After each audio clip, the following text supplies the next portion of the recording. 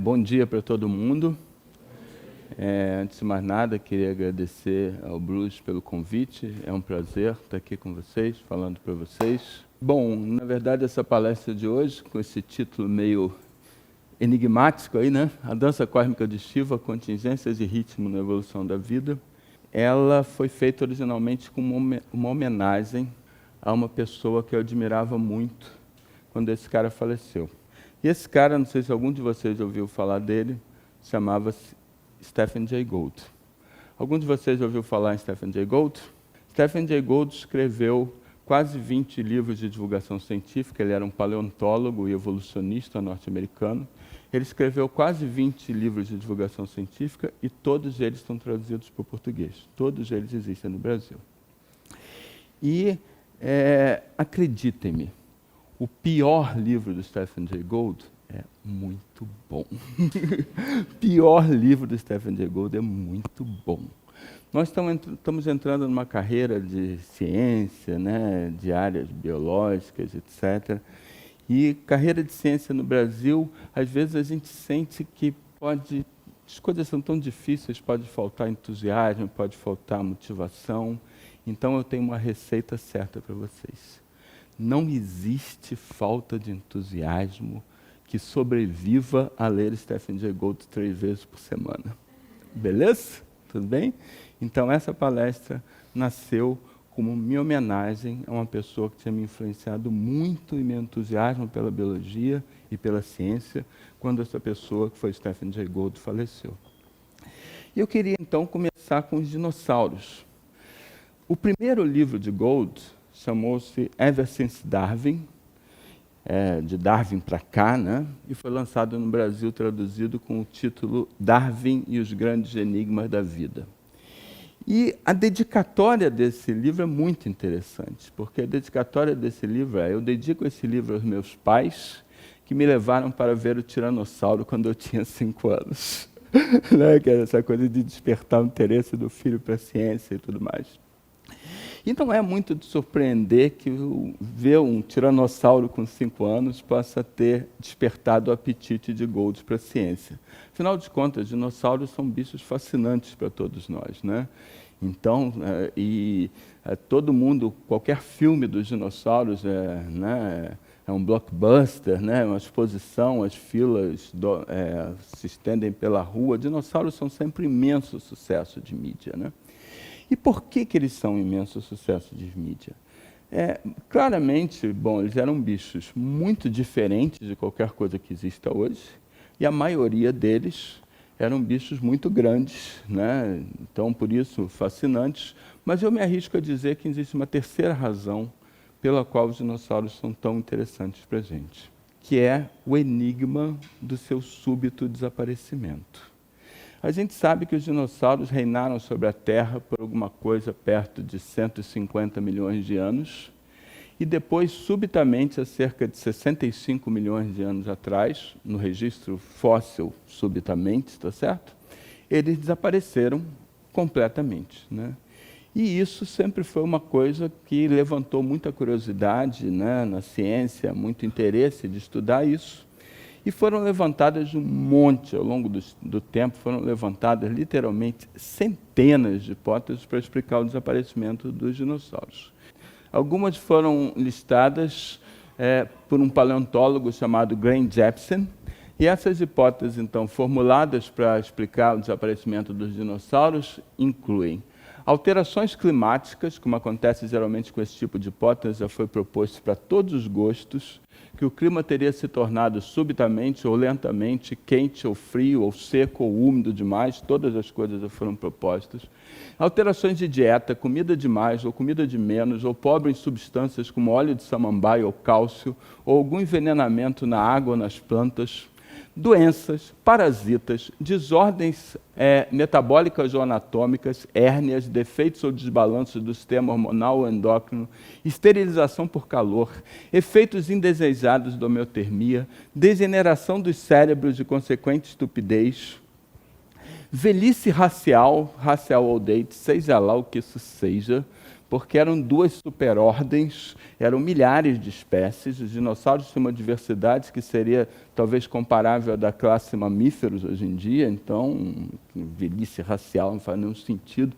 Senescência evolutiva da linhagem, idem, seja lá o que isso seja.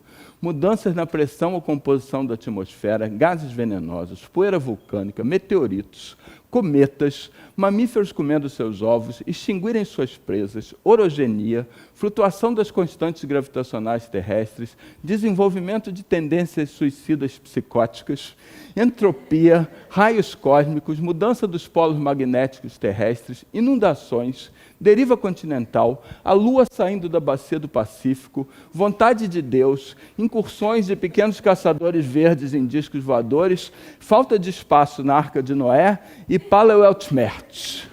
Paleoeltmerz foi uma palavra que foi cunhada pelo próprio Jeppesen, que quer dizer alguma coisa que aconteceu há 65 milhões de anos atrás, que a gente não faz a menor ideia do que foi. Tá certo?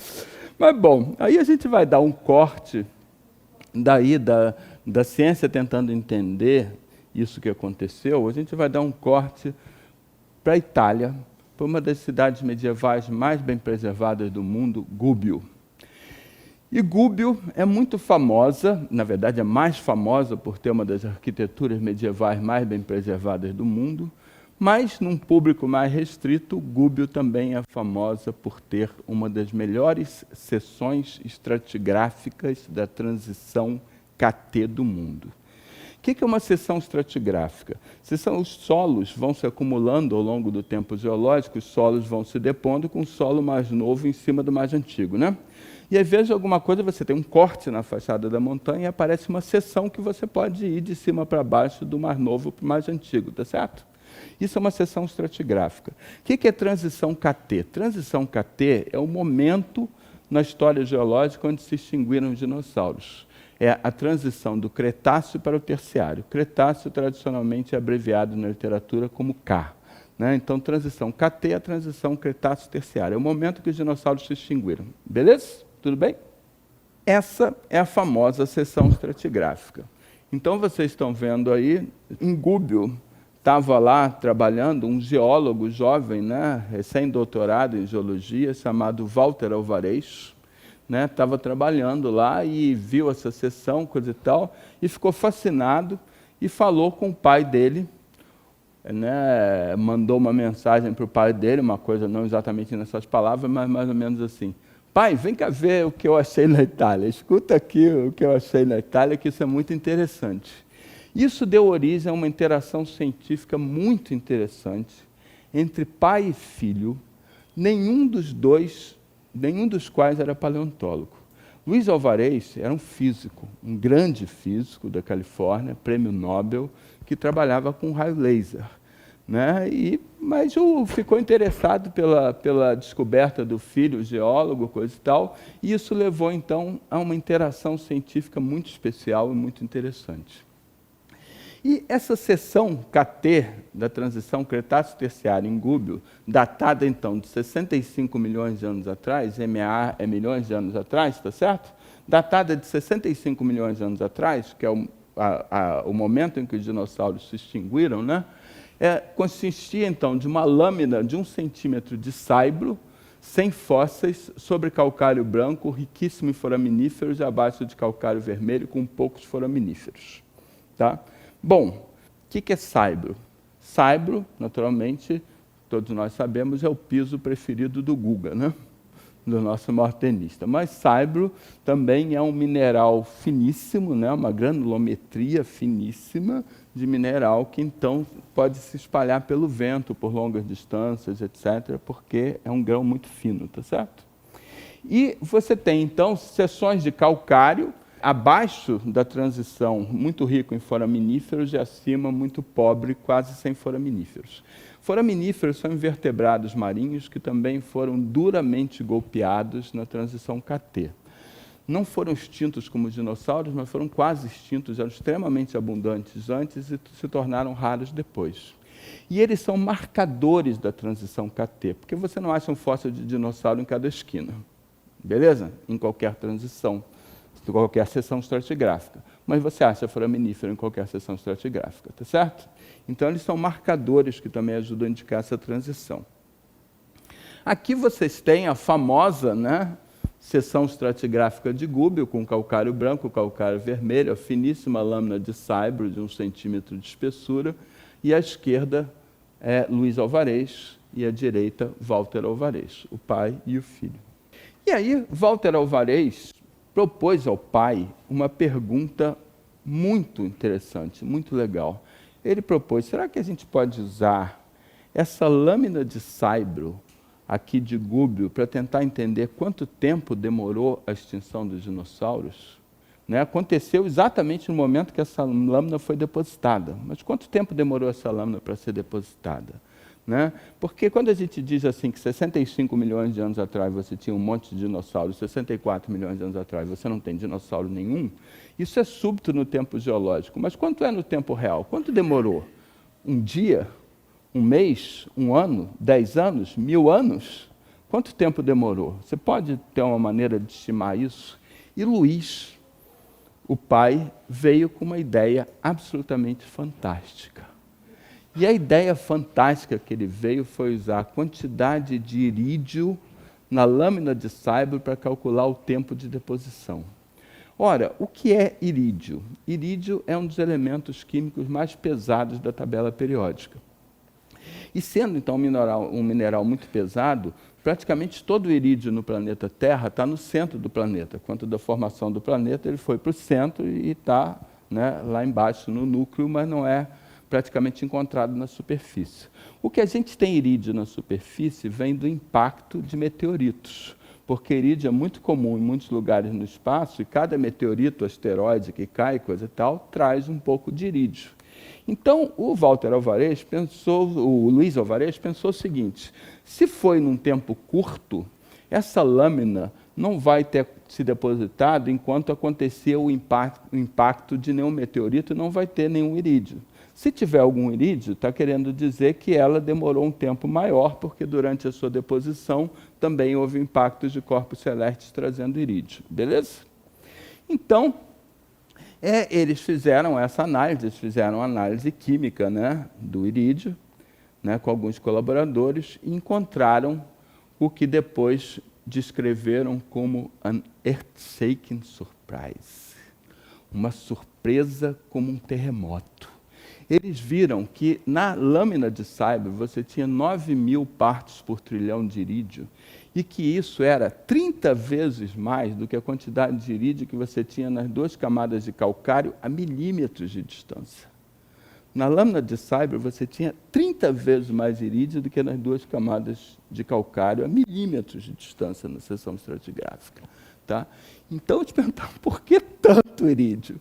E aí eles, então, formularam uma audaciosa hipótese, e essa audaciosa hipótese é origem extraterrestre da anomalia de irídio em KT. Né? Então, eles calcularam que se o irídio é trazido por corpos celestes, o impacto de um gigantesco corpo celeste poderia ter trazido a quantidade de irídio necessária para explicar aquela concentração de irídio na lâmina de saibro, naquele momento preciso do tempo geológico. Tá certo? Beleza? E aí, então, explodiu a nossa primeira bomba científica. Luiz Alvarez, Walter Alvarez e 2 colaboradores, Frank Azzarò e Ellen Michel, que ajudaram nas análises químicas, publicam, então, em 1980, na revista Science, na revista científica mais importante do mundo, um artigo com extraterrestre no título. Causa extraterrestre para a extinção do Cretáceo Terciário. Os caras publicam uma coisa dessa na Science, não há como não ler, como não chamar a atenção. Né? Né? Também aqui, só dar um parêntese aqui, breve, a gente hoje em dia ouve falar de tantas histórias de falta de ética, infelizmente. Eu vou contar uma historinha ética para vocês. O artigo na Science saiu em junho de 1980. Em maio de 1980, um holandês chamado Jan Smith tinha publicado na Nature, na outra maior revista científica do mundo, um artigo onde ele tinha a seguinte frase: o impacto de um grande meteorito pode ter fornecido irídio e causado a extinção em massa de KT. Então, quando o artigo dos Alvarez saiu, as pessoas imediatamente disseram, não, a prioridade disso não é de vocês. O Smith falou isso um mês atrás. Aí o Smith escrupulosamente veio a público e disse que ele tinha ouvido aquela ideia do Walter Alvarez num congresso e, portanto, ele estava apenas citando a ideia, mas a ideia não era dele. Então, ele fez questão de dizer que a prioridade da descoberta era dos Alvarez. Tá? E, bom, depois que saiu isso, os Alvarez fizeram predições. Boa ciência faz predições. Boa ciência bota sua cara a tapa. Se você faz um estudo, qualquer que ele seja, que o único resultado que você pode encontrar é aquilo que você já acha a priori, me desculpem, mas isso não é ciência. Tá certo? Ciência faz predições que podem ser testadas e confirmar ou não o que você está dizendo. Beleza? Tá certo? E eles botaram a cara a tapa. Fizeram 3 predições. Disseram, se nossa hipótese for verdadeira, 3 coisas têm que ser encontradas. A primeira coisa é picos de irídio em todas as fronteiras KT ao redor do mundo e não só em Gúbio. Esse impacto teria causado consequências globais e esse pó teria se depositado no mundo inteiro pelas correntes atmosféricas e tudo mais. E teria o irídio, então picos de irídio teriam sido encontrados em todos os lugares do mundo associados à fronteira KT. A outra coisa são estruturas geológicas que evidenciam choque ou altíssimas pressões. Planos de multifraturas, satercones, esférulas ou tectitos associados ao KT. Vocês sabem que o professor tem 2 tipos de falta de tempo. Primeiro é falta de tempo tipo 1. Quando o aluno pergunta uma coisa que demoraria muito tempo para explicar, né, não daria para fazer isso naquela aula, tudo bem. O outro tipo é falta de tempo tipo 2. Falta de tempo tipo 2 é quando o aluno pergunta uma coisa que você não faz a menor ideia daquilo. Aí você diz que você não vai responder falta de tempo tipo 2, tá certo? Então, eu não vou explicar para vocês o que são planos de multifraturas, satercones, esférulas, tectitos, por falta de tempo tipo 2. Mas são estruturas geológicas que são produzidas em situação de extrema pressão e altas temperaturas, tá? Que caracterizariam, então, impacto. A terceira predição, uma cratera datada de 65 milhões de anos atrás, com pelo menos 150 quilômetros de diâmetro, seria encontrada. Porque eles calcularam, pelos cálculos físicos, o impacto do meteorito de 10 quilômetros de diâmetro na Terra produziria uma cratera de 150 quilômetros de diâmetro. Tá certo? Então, predisseram que a cratera seria encontrada. E aí, começou um violento ataque à hipótese dos Alvarez. Então, vários geólogos, principalmente Charles Officer, Charles Drake e outros biólogos, começaram então a escrever, dizendo que era uma hipótese maluca, sem evidências sólidas, parecia uma coisa catastrofista, que parecia de biologia do século XVIII, que diabo era aquilo, no final do século XX, alguém com uma ideia catastrofista, não sei o quê. E onde está a cratera? Né? Como é que você pode ter uma cratera de 150 quilômetros de diâmetro na Terra e não conhecer, e não saber dessa cratera? Né? E, bom, aí a gente pode pensar umas coisas bem interessantes. A Terra tem relativamente poucas crateras, a Lua tem um monte, tá certo? Agora, isso quer dizer que a Lua recebe mais impactos de corpos celestes que a Terra? De corpos celestes grandes, provavelmente não, porque a Terra tem uma atração gravitacional muito maior que a Lua. Né? Apenas os corpos celestes pequenos não chegam na superfície da Terra, porque a Terra tem atmosfera, então eles são destruídos pelo atrito com a atmosfera e não chegam aqui embaixo. Agora, de qualquer forma, a Terra também, corpos celestes grandes, tem um monte de crateras. E por que na Lua as crateras estão todas lá e aqui não? Porque a Lua não tem os agentes de erosão e de sedimentação. Então, a Lua não tem vento, não tem água, não tem gelo, tá certo? Então, aqui as crateras, quando elas são formadas, elas são depois erodidas por esses agentes de erosão, em muitos casos, depois elas são cobertas por sedimento, elas são enterradas. Então, as crateras aqui, normalmente, são detectadas enterradas por evidências paleomagnéticas. Então, e evidências geológicas. Então, arrumações de minerais embaixo do solo e arrumações de minerais magnéticos circulares que mostram que ali embaixo tem uma cratera. Beleza? Tudo bem? Que já foi coberta por sedimento. Bom, e nos anos seguintes, então, centenas de artigos testaram as predições dos alvarejos. E primeiro, anomalias de irídio foram encontradas em todos os mais de 100 lugares do mundo onde a fronteira KT foi estudada, com picos chegando a 28 mil partes por trilhão, que ainda era o triplo de Gubbio. Tá? Então, em todos os mais de 100 lugares onde isso foi estudado, em todos os casos, a fronteira KT tem uma anomalia de irídio. A segunda coisa, estruturas associadas a impacto foram encontradas na fronteira KT em vários lugares, mas mais abundantes na América do Norte e mais ainda em Cuba, sugerindo que o impacto teria sido por essa parte do mundo, pela América Central. E, finalmente, Hildebrand e colaboradores, em 1991, na revista Geology, encontraram a cratera. A cratera era conhecida há décadas pela Pemex, que é a estatal mexicana de petróleo, tá? Por evidências paleomagnéticas e tudo mais, geológicas, uma cratera enterrada a 1 quilômetro de profundidade na costa da península de Yucatán, no México, beleza? Então, essa é a cratera de Chicxulub. Aqui é a linha, né? Aqui para cá é continente, para cá é mar na península de Yucatán. Mas isso, claro, hoje, porque naquela época a posição dos continentes e dos oceanos era completamente diferente, e o que era terra e mar hoje não tem muita relação com o que era naquela época. De qualquer forma, você tem aqui a cratera, né, enterrada, e essa cratera de Chicxulub, né, ela recebeu o nome por causa de um vilarejo mexicano, Chicxulub, que fica praticamente no centro dessa cratera, tá certo? Daí o nome. E essa cratera, então, ela tem 170 quilômetros de diâmetro. Então, os alvarejos eram umas bestas, que eles propuseram que ia ser encontrada uma cratera de 150 quilômetros, correspondente a um meteorito de 10 quilômetros de diâmetro. Na verdade, foi encontrada uma cratera de 170 quilômetros de diâmetro, correspondente a um meteorito de aproximadamente 11 quilômetros de diâmetro. Beleza? E a datação dessa cratera, né, por rochas profundas extraídas pela Pemex, a datação dessa cratera é 65 milhões de anos. Beleza? Então, depois da falta de crédito inicial, a teoria foi ganhando uma aceitação cada vez mais geral, né? Hoje em dia, eu diria que é praticamente consensual, tá? Essa foi a razão, essa foi a causa da extinção dos dinossauros, né? Então, com isso, a gente já pode entender o que aconteceu num dia que começou como qualquer outro na história desse planeta. O dia do oitavo impacto.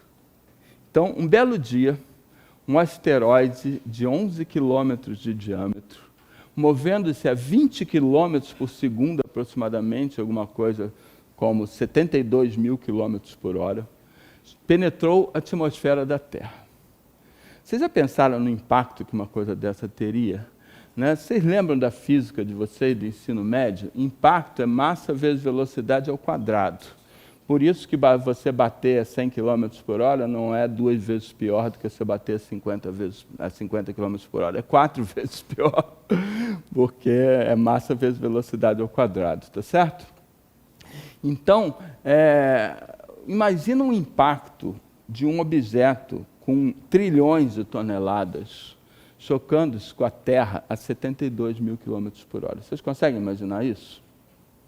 Os cientistas já fizeram tentativas de imaginar, de entender o que teria sido esse impacto. O impacto causou uma explosão de aproximadamente 7 milhões de megatons. 7 milhões de megatons é uma explosão com a força de 7 bilhões de explosões de Hiroshima.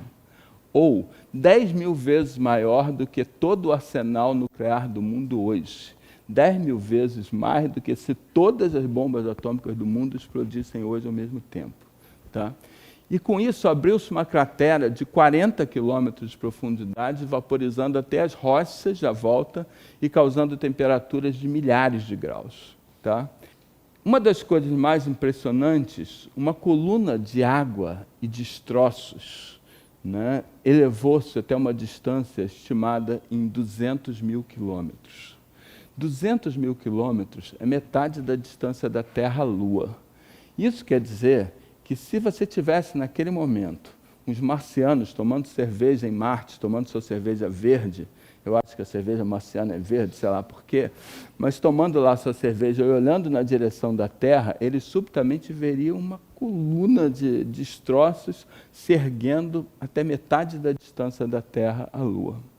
Isso são, então, algumas imagens, né, que foram feitas, algumas imagens da reconstrução, né, o meteorito chegando a Chicxulub, o impacto, né, um impacto colossal. Isso teria, então, gerado terremotos numa escala jamais vista, né? Terremotos que iriam muito acima da escala máxima de intensidade de terremotos. E teria gerado um tsunami, tem várias estimativas, mas a menor estimativa é que teria gerado um tsunami, todo mundo sabe o que é isso, né? Um maremoto sísmico, né? Uma onda sísmica, que é uma parede de água que nunca quebra, né? Uma onda sísmica de, no mínimo, 100 metros de altura e se deslocando a, no mínimo, 1.800 km por hora. Então, o Brasil tem a honra de ser o berço de vários dos maiores surfistas de ondas gigantes do mundo, Carlos Burle, Heraldo Gueiros, Maia Gabeira, etc. Mas, com todo o respeito que eu tenho por essas pessoas, essas não encaravam, não. Essa ninguém encarava, né? E agora vem o pior. A temperatura despencou e a escuridão se instalou por meses, pelo menos, bloqueando toda a fotossíntese da Terra. Então, com a imensa quantidade de detritos na atmosfera, você instalou noite por meses, acabando com toda a fotossíntese. A fotossíntese, claro, a fotossíntese é a base de todas as cadeias alimentares. Então, você eliminou a base de todas as cadeias alimentares da Terra por meses inteiros. Então, as primeiras vezes que eu ouvi falar dessa hipótese, as primeiras vezes eu ouvi falar com incredulidade. Porque eu pensei assim, a Terra tem 13 mil quilômetros de diâmetro. Como é que o impacto do meteorito de 10 quilômetros de diâmetro vai extinguir 70% das espécies viventes? Quando você vê a reconstrução do que um impacto desse teria causado, a surpresa muda de lado. A surpresa agora não é que tenha se extinto tanta gente. A surpresa é que alguém tenha sobrevivido. Tá certo? Né? E quem sobreviveu? Primeiro, organismos de áreas altas, que não foram varridas pelo tsunami. Beleza? Segundo, plantas que sobreviveram no banco de sementes. Provavelmente todas as plantas em pé foram destruídas, mas plantas sobreviveram no solo, em banco de sementes, e puderam voltar.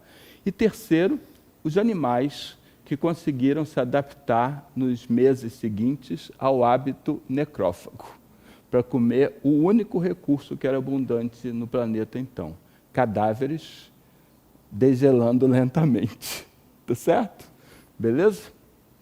Então, ou seja, a nossa primeira pergunta, a resposta para a nossa pergunta, o que aconteceu com eles? Pobres dos dinossauros, tomaram uma pedrada enorme na cabeça.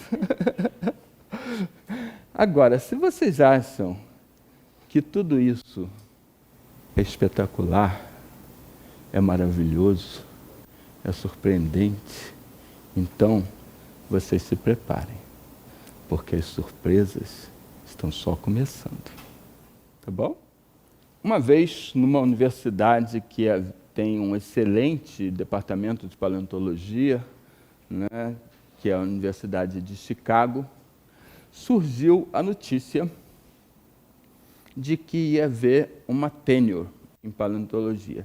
Tenure, nos Estados Unidos, é um emprego vitalício. Então, nem todos os cargos dos professores lá têm estabilidade, mas tem alguns que são extremamente cobiçados, que são as tenures, né? Então, surgiu uma dessas e lá tinha um paleontólogo jovem, chamado John Sepkoski, que tinha acabado de terminar o seu doutorado, e quando ele soube que essa vaga ia pintar em Chicago, ele disse, caraca, essa vaga vai ser minha de qualquer jeito. Eu tenho que fazer alguma coisa muito impressionante para mostrar serviço para essa vaga ser minha.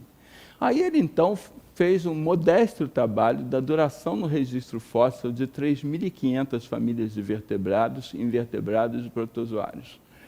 né? Ou seja, praticamente tudo, todos os animais, vertebrados, invertebrados e protozoários. Um total de aproximadamente 30 mil gêneros no registro fóssil. E como é que ele vê a duração? Ele vê lá a primeira camada estratigráfica em que aquele fóssil aparece, daquele gênero, e a última, tá certo? Ok? Tudo bem? Então, aí ele vê a duração. Ele, na verdade, ele queria entender o que era a duração de uma família, né? Categoria taxonômica que a gente chama família, qual é a duração média de uma família no registro fóssil, coisa e tal. Então, ele fez isso, né? E aí ele plotou no tempo o aparecimento dos gêneros e plotou o desaparecimento, tá certo? Num gráfico como esse, as ondas de extinção são caracterizadas por aqueles momentos onde acontece o desaparecimento de grande número de gêneros mais ou menos juntos. As ondas de extinção, então, são momentos em que a grande quantidade de gêneros desaparecem mais ou menos juntos.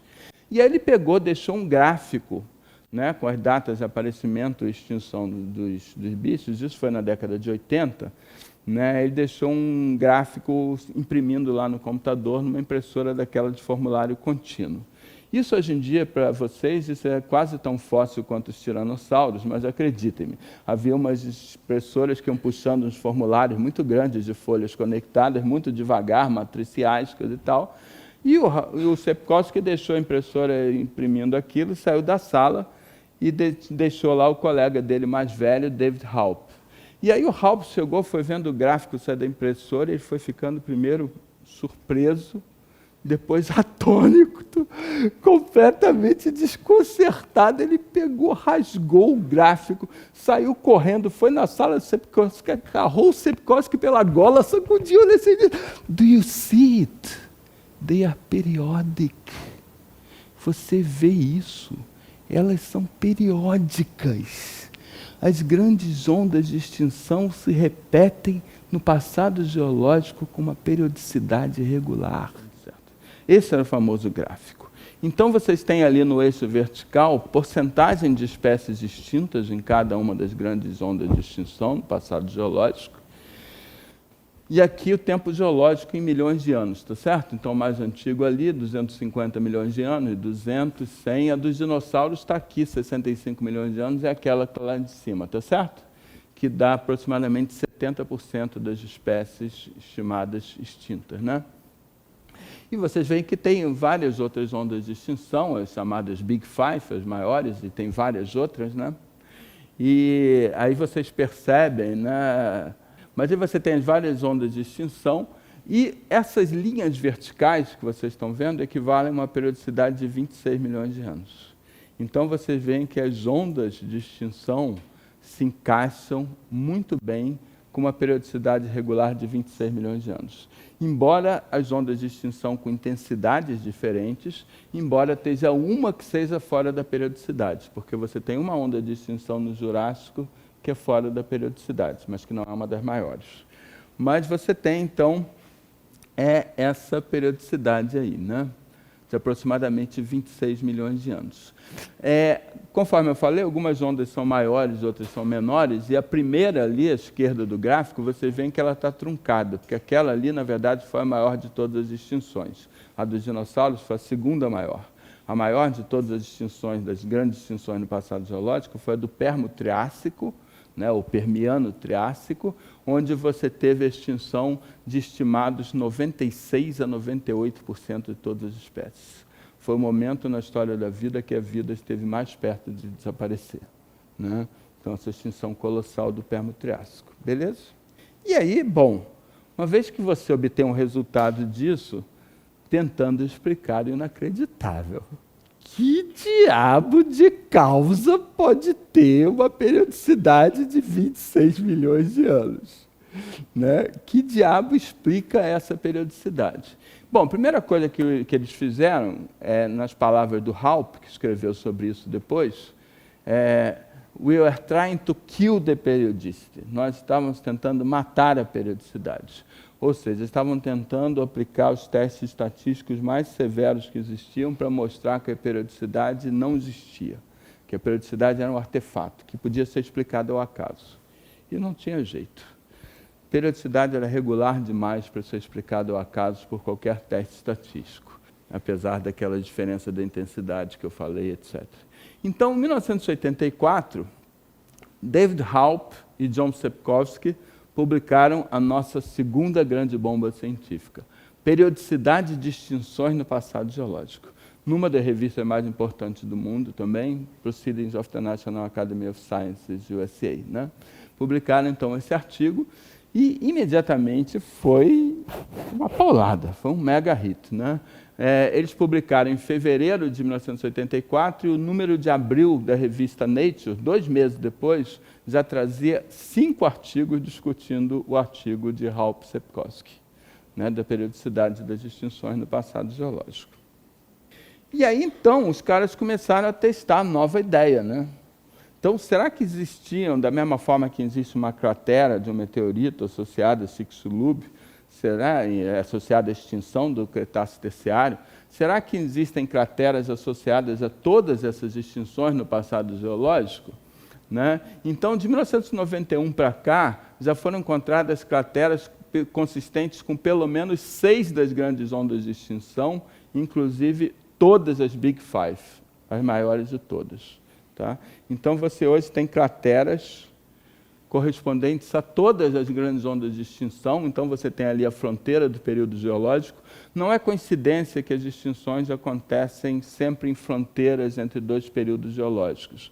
Na verdade, é o contrário, que períodos geológicos são definidos dessa forma. Períodos geológicos são definidos por substituição faunística ou florística que acontece justamente nas grandes ondas de extinção, tá certo? Então, é sempre uma fronteira. E aqui vocês têm várias ondas de extinção, inclusive do Permo-Triássico, aproximadamente 250 mil anos atrás, que eu falei para vocês, a maior de todas.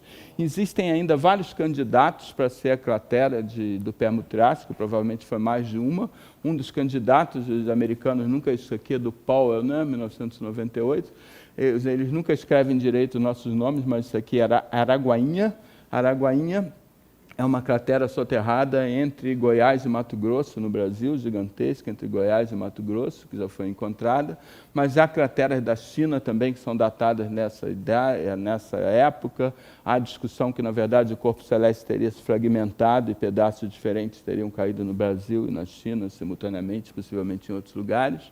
E aqui vocês têm, lá adiante, vocês têm Chicxulub, está vendo? 65 milhões, tá? Que eu falei para vocês. Beleza? E agora vocês já podem entender por que eu chamei um slide meu o dia do 8º impacto. Beleza? Tá? Então, existem crateras associadas a todas as grandes ondas de extinção. Agora, o que causa a periodicidade? Que diabo pode ter uma periodicidade de 26 milhões de anos? Então, começaram a ser procurados candidatos astronômicos para a extinção. Porque só fenômenos astronômicos podem ter uma periodicidade desse tipo. Né? E várias pessoas apresentaram sugestões. Uma das primeiras sugestões seria que esses impactos seriam causados por passagem do sistema solar pelo plano da Via Láctea. Vocês sabem que a Via Láctea, a nossa galáxia, é um ovo frito, né? Então, é um ovo frito no qual nós estamos na clara, mas perto da gema. Tá? Então, você tem uma área central que tem uma densidade muito maior de corpos celestes, depois como se fosse um disco, e nós estamos nesse disco, tá certo? Então, a ideia é que o sistema solar poderia passar por esse plano, pelo disco, onde você tem maior densidade de corpos celestes, e quando ele passasse pelo disco, ele estaria mais submetido a impactos. Isso, porém, logo foi derrubado porque a periodicidade não bate. Passagem do sistema solar pelo disco da Via Láctea tem a periodicidade de 30 a 31 milhões de anos, não bate bem com o observado. Agora, uma hipótese que ficou melhor, que se ajusta melhor, foi, então, perturbações de corpos celestes à nuvem de cometas de Oort. Tá? Então, os astrônomos conhecem há muito tempo uma nuvem de cometas de Oort, que tem uma gigantesca trajetória pelo universo e que nessa trajetória, ela passa aqui ao lado do sistema solar, muito próximo do sistema solar, ou a trajetória dela permite prever que ela vai passar muito perto do sistema solar, com uma periodicidade de... Como é que vocês adivinharam? Com uma periodicidade de 26 milhões de anos. Beleza? Então, Davis e colaboradores falaram, né, propuseram essa hipótese da nuvem de Oort, só que essa hipótese tem um problema. Na verdade, a nuvem de Oort não passaria por dentro do sistema solar, ela passaria ao lado do sistema solar. Então, para que alguns dos cometas que formam a nuvem de Oort fossem atraídos para dentro do sistema solar e, portanto, pudessem causar os impactos que resultaram nas grandes extinções, você precisaria uma atração gravitacional extra. Ou seja, você precisaria de algum corpo celeste que permitisse uma atração gravitacional maior do que a gente conhece. Então, eles propuseram que essa passagem dos cometas da nuvem de Oort dentro do sistema solar, causando os impactos, seriam causados por causa de uma estrela irmã do Sol, até agora desconhecida, a 2 anos-luz de distância, que é metade da distância até a estrela mais próxima conhecida, que é Alfa Centauri. Então, para explicar a anomalia gravitacional que seria necessária para você ter os cometas da nuvem de Oort entrando no sistema solar e causando impactos aqui, você precisaria da atração de uma estrela irmã do Sol a metade da distância da estrela mais próxima conhecida. Aí vocês vão dizer, pô, Fernando, você pode até me convencer que existe uma cratera enterrada existe uma cratera de 150 quilômetros de diâmetro no planeta, na Terra, e que a gente não conhece.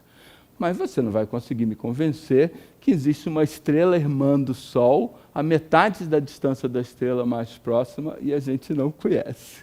Mas é exatamente isso que está sendo proposto. E, na verdade, Davis et al. Não propuseram isso. Eles recuperaram uma hipótese da astronomia que prevê isso há décadas. Porque o que os caras dizem é que essa estrela, na verdade, seria uma anã negra, que é uma estrela terminal, uma estrela no final da sua vida, que está caminhando na direção de um buraco negro. Então, é um corpo celeste que tem um tamanho muito pequeno e uma densidade, uma massa colossal num tamanho muito pequeno. Com isso, tem uma atração gravitacional gigantesca. Uma atração gravitacional tão gigantesca que a luz não sai dele. Tá certo? Ele impede a saída da luz. Então, ele não pode ser detectado pelos meios usuais. Normalmente, ele é detectado justamente pela sua influência gravitacional. Então, os astrônomos tinham falado há muito tempo dessa estrela, tá? E Davis et al. Disseram que essa estrela seria necessária para explicar os impactos, né, que levaram às ondas de extinção. E eles propuseram, então, deram a essa estrela o nome da deusa grega Nêmesis. Beleza? Agora, uma hipótese interessante movimenta uma outra ciência. A periodicidade das extinções ainda é muito discutida e, de modo algum, está comprovada. Então, que a extinção dos dinossauros foi devido ao impacto do grande corpo celeste do meteorito há 65 milhões de anos atrás, isso hoje em dia é praticamente consensual. Agora, que existe essa periodicidade de 26 milhões, as causas e tudo, isso é discutido até hoje, você tem congressos discutindo isso é uma questão bastante interessante que ainda está no ar. E, de qualquer forma, a hipótese dos paleontólogos, né, isso é muito interessante em ciência, como a hipótese dos paleontólogos, Ralph Sepkoski, levou dezenas de astrônomos a voltarem a procurar pela irmã escura do Sol. Tá?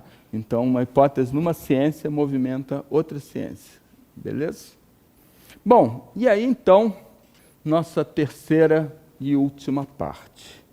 Filosoficamente, onde a gente fica diante de tudo isso? Né? E aí eu queria perguntar para vocês, o que vocês fariam se descobrissem uma espécie nova para a ciência?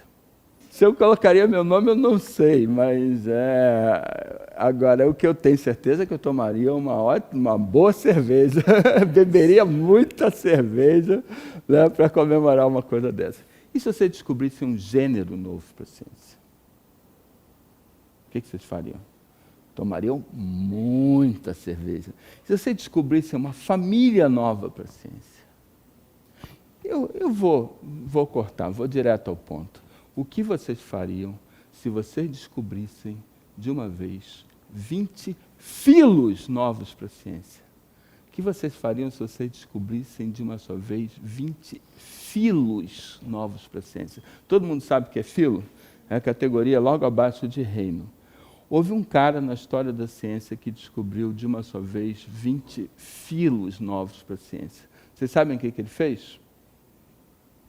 Nada, ele não percebeu. E esse cara chamava-se Charles Walcott. Charles Walcott fez a maior descoberta da história da paleontologia e me arrisco a dizer, uma das maiores descobertas da história da ciência como um todo. Jamais a paleontologia vai conseguir alguma coisa como o que ele conseguiu. Jamais a gente vai descobrir uma coisa tão maravilhosa quando ele descobriu. Porque ele descobriu a coisa mais próxima de uma máquina do tempo que nós algum dia vamos descobrir. O folheiro Burgess. Alguém aqui já ouviu falar do folheiro Burgess? O folheiro Burgess, Burgesseio, então, uma fauna de invertebrados marinhos de plataforma continental encontrada no Canadá, que é do Cambriano Médio, datado de 510 milhões de anos atrás. 510 milhões de anos atrás é muito mais antigo que os dinossauros, vocês estão percebendo? Meio bilhão de anos atrás.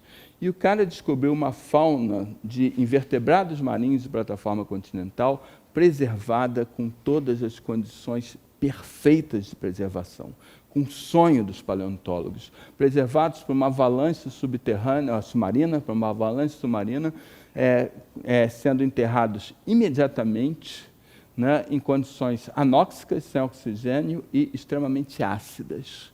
São condições perfeitas para preservação, e isso faz com que você tenha invertebrados marinhos de 510 milhões de anos atrás, com as partes moles preservadas, com os órgãos internos preservados.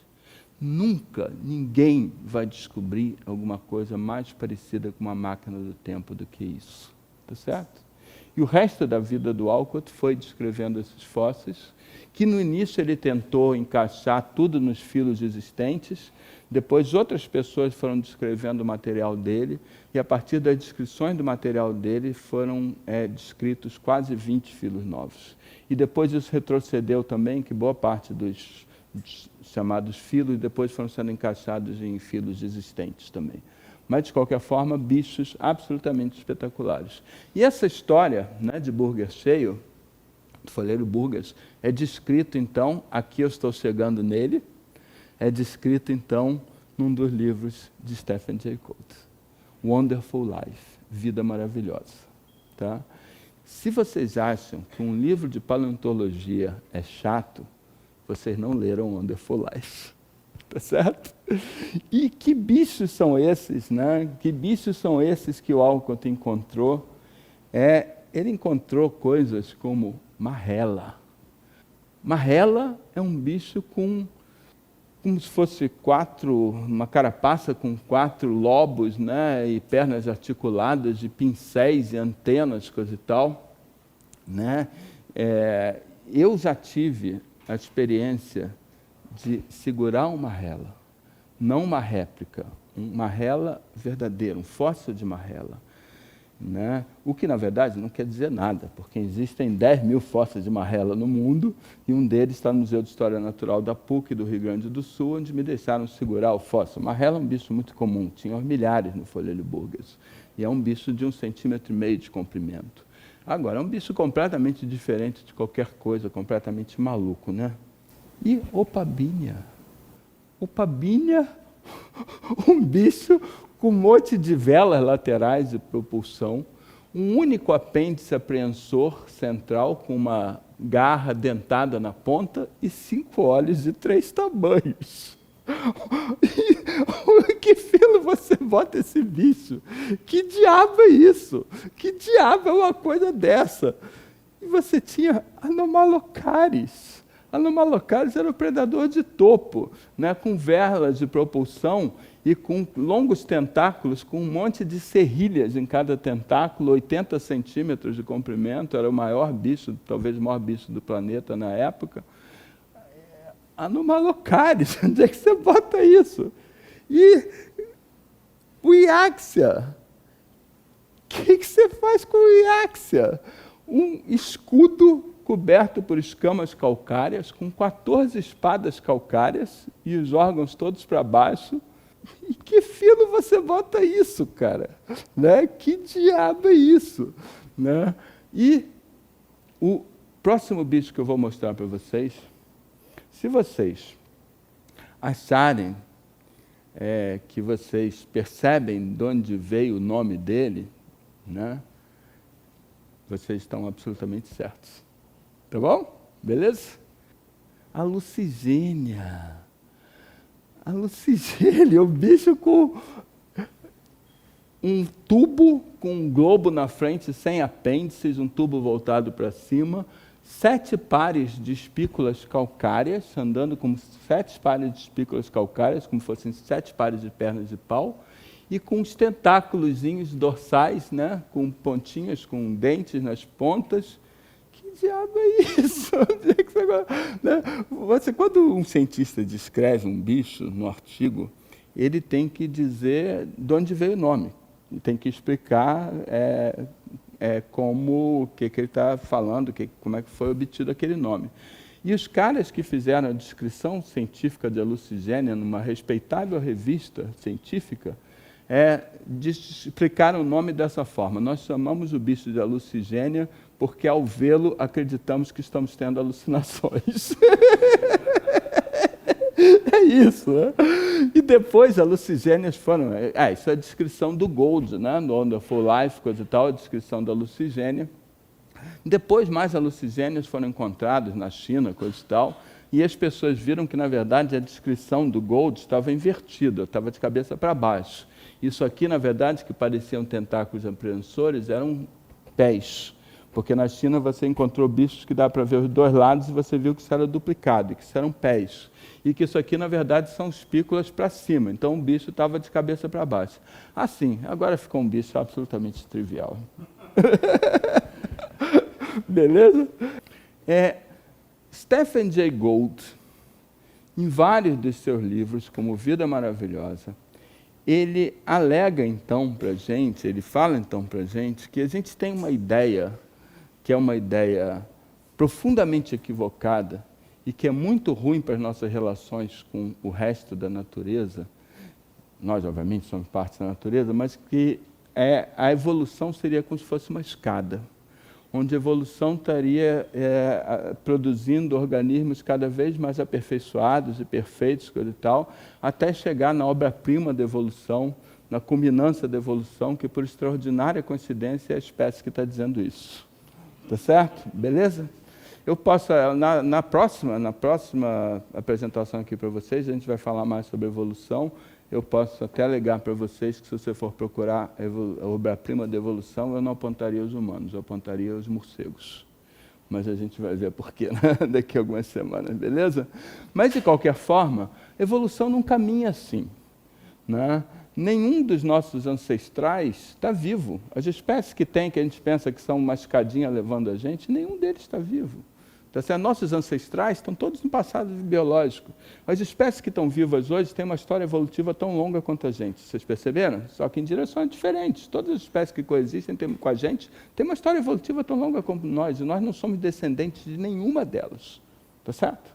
O que você tem, na verdade, a evolução não é uma escada. A evolução é uma árvore, onde você tem troncos que ramificam para grupos, que você chama de classes, filos, classes, ordens, o que seja, e vários desses ramos desaparecem inteiros.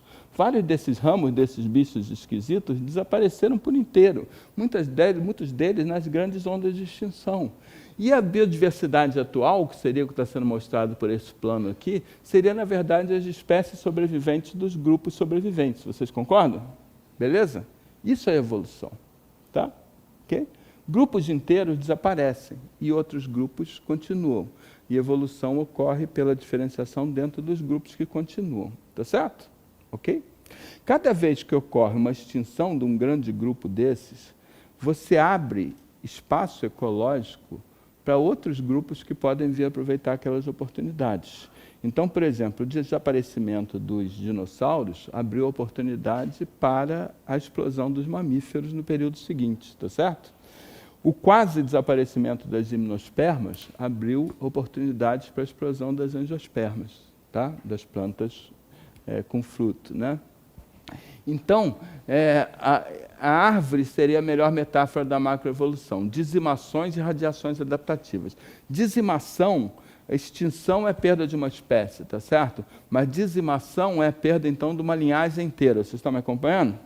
Então, você tem dizimações e você tem radiações adaptativas. Radiações adaptativas é quando a perda daquela linhagem, que ocupava aquelas oportunidades ecológicas, deixa vagas oportunidades ecológicas que, então, são assumidas por outra linhagem que se diversifica explosivamente. Beleza?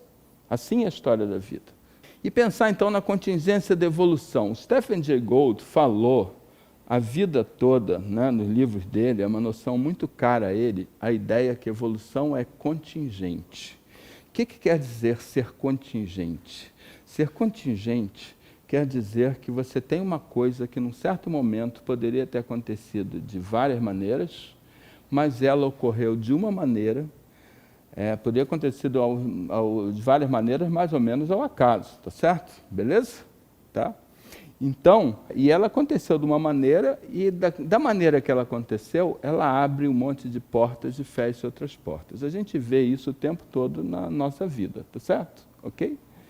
Então, você muitas vezes conhece uma pessoa, vai namorar com ela, vai casar com ela, coisa e tal, e sua vida vai ter uma série de direções, e você poderia ter conhecido e casado com outras pessoas, isso não aconteceu, então você está fechando um monte de portas e deixando outras portas abertas. Isso acontece o tempo todo. Às vezes por razões pequenas. Você conhece uma pessoa porque você foi numa festa, aquela pessoa estava lá e você quase não foi naquela festa porque você estava enjoada. Você foi e conheceu aquela pessoa e isso muda toda a tua vida. Então isso é a ideia de contingência. Evolução é a mesma coisa. Coisas que acontecem a princípio por razões pequenas podem dar origem a uma linhagem inteira e ter um reflexo profundo, tá certo? E uma ideia bastante interessante sobre isso, um exemplo bastante interessante sobre isso, é como seria a vida hoje se o bicho 15 não tivesse sobrevivido ao Cambriano. O que vocês estão vendo aí é a fauna de Folhelio Burgess. Vocês estão vendo os bichos que eu falei? O Iaxia, né? O Pabinia, Anomalocaris, Marrella, a Lucigênia. E no meio desses bichos todos, vocês têm um bicho insignificante, que é o 15. Vocês estão vendo o 15? Agora vê lá embaixo qual é a classificação do 15. Vê na legenda qual é a classificação do 15. Picaia, cordata. Picaia é um protocordado. Picaia é o nosso ancestral nessa coisa toda.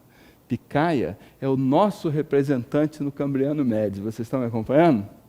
Agora vocês imaginam como seria, quer dizer, uma coisa, quem se extinguiu numa grande onda de extinções dessa, numa dizimação, não venham depois me dizer que Fernando Fernandes está dizendo que evolução biológica é o acaso, que se eu dissesse isso seria a maior besteira que eu já disse na minha vida, e obviamente evolução biológica não é ao acaso, beleza? Mutação é o acaso, mas quais mutações são selecionadas é por adaptação ao ambiente, que é tudo menos acaso, beleza?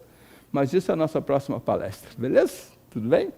Agora, a evolução biológica não é um acaso, mas as dizimações são. Porque quem se extinguiu ou não numa grande onda de extinção dessas, que espécies se extinguiram ou não tem nada a ver com evolução por seleção natural. Porque nenhuma adaptação por seleção natural pode te preparar contra um evento que vai acontecer com uma periodicidade de 26 milhões de anos. Vocês estão me acompanhando? Nada que se evolua por seleção natural vai te preparar para um evento que acontece com uma periodicidade de 26 milhões de anos. Então, as dizimações são acaso. Agora, vocês imaginam se no final, na onda de extinção que dizimou esses bichos todos aí, se em vez de se extinguirem o Iaxia, Anomalocaris, Opabinia, Lucigênia, etc., se tivessem se extinguido, né, que você tem aqui vários outros grupos que sobreviveram, né? Então você tem aqui Annelida, você tem Artrópoda, né, você tem Molusca, você tem vários outros grupos na figura que sobreviveram. Imagina se fosse o contrário. Se tivesse se extinguido Annelida, Artrópoda, Molusca, Equinoderma e Cordata. Como é que seria a história da vida? Eu não faço a menor ideia, mas uma coisa eu posso dizer, teria sido completamente diferente. E talvez nesse momento vocês tivessem aqui uma Lucigênia dando uma palestra, sendo aplaudida por Opabíneas batendo as velhinhas. Como seria, eu não faço a menor ideia, mas uma coisa a gente sabe, seria completamente diferente. Então, eu queria mais ou menos terminar com uma pequena historinha que eu vou contar para vocês, que é a misteriosa história do ET da Band. A Band, há 10 anos atrás, ou mais de 10 anos atrás, a Band teve, né, uma série no Jornal da Band de 5 dias mostrando o que seria filmes soviéticos que tinham emergido depois do fim da Cortina de Ferro, que mostrariam, então, a descoberta de um ET na Sibéria, né?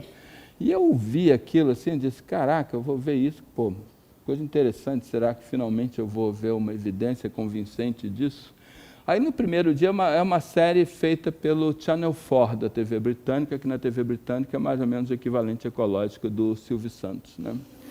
E aí, no primeiro dia, tinha lá os caras, né, mostrando lá uns soldados soviéticos encontrando uma nave caída na floresta da Sibéria, e o narrador lá falando, traduzido, claro, vocês estão vendo aqueles uniformes?